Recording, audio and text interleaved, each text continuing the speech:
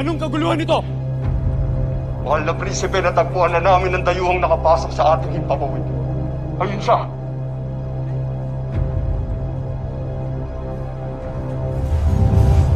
Sino kang dayok at nanggugulo ka dito sa Kapitolyo ng Luzon? Wala kang sum.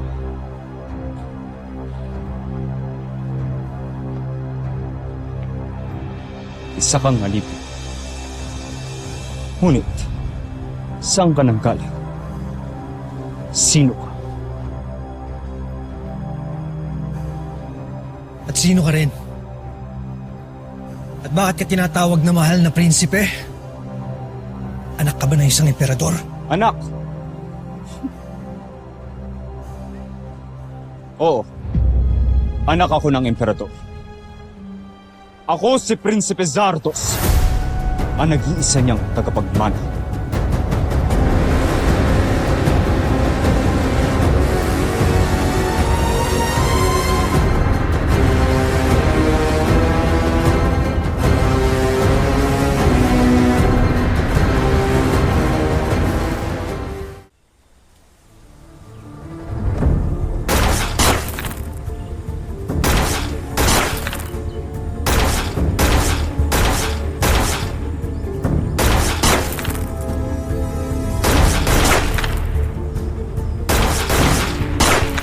Ceasefire! Secure arms. Big Bird, isa lang ang natamaan mo sa target zone. You need to work on your shooting skills. Ava, very impressive. Excellent score. Ikaw, Denmark, very good. Thank you, sir. And Steve, as usual, perfect score. Salamat, sir. Sir, with all due respect, baka pwedeng excuse nyo kami ni Eva sa sniper training course. I mean, para mas mapag-focus ko kami sa ibang training classes. Right, sir? Eh di kung ganun, kami din, sir.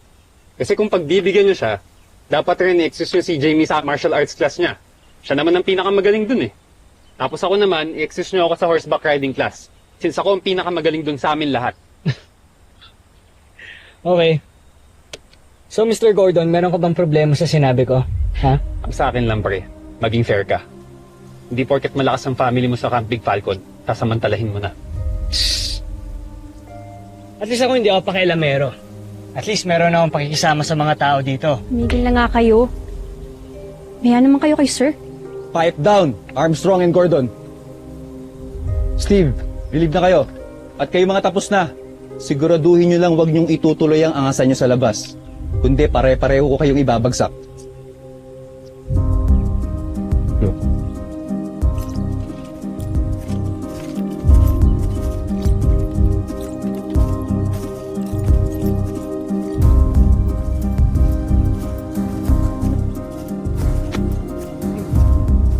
Kuya!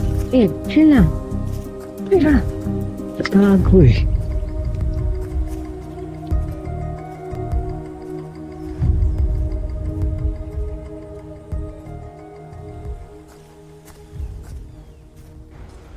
Ngayon, ako naman ang magtatanong sa'yo. Gazek 2, saan ka galing?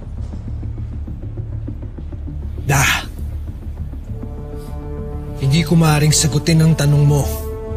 Wala kang galang. Gansuaida! Ah!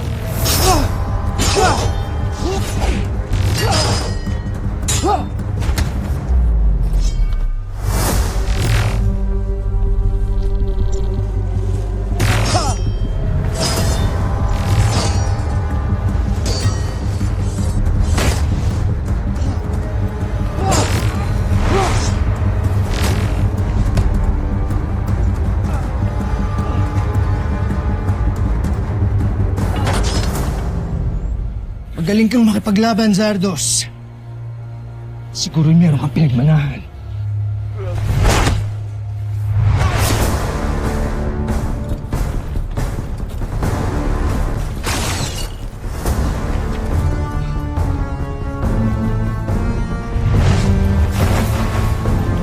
Hamzak!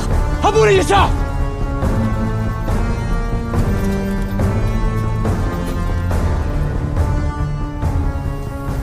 may bago tayong kakampi.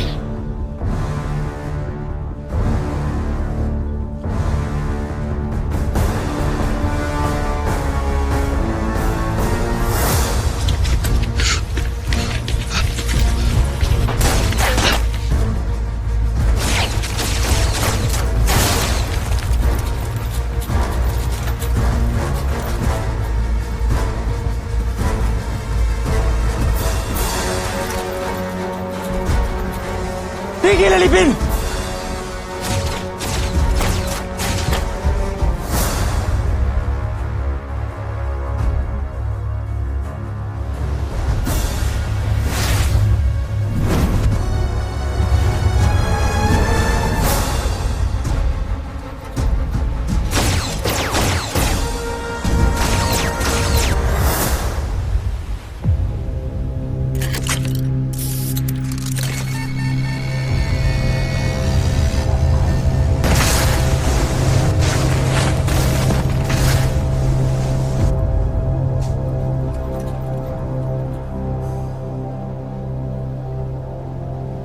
Intruva.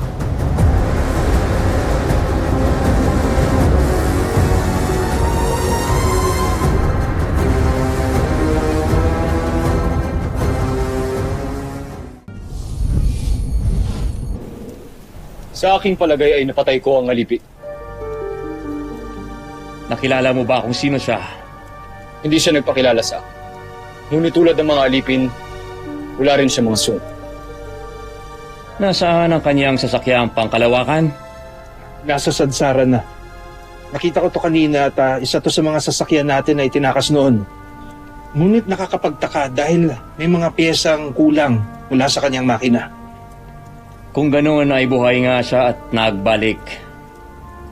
Tama ang hinala ko. Buhay pa nga si Rotgar.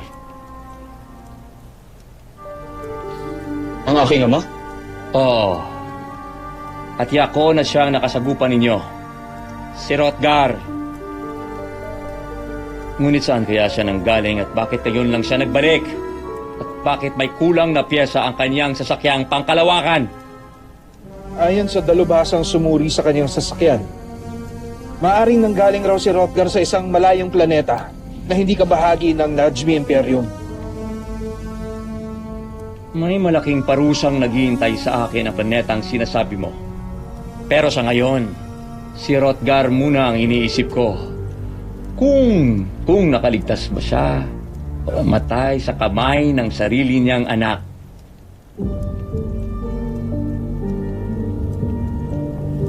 Napatay ko ang sarili kong ama.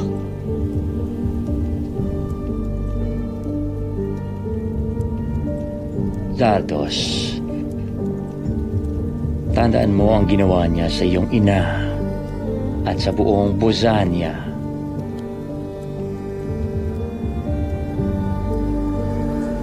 Tiyak kong napatay ko siya.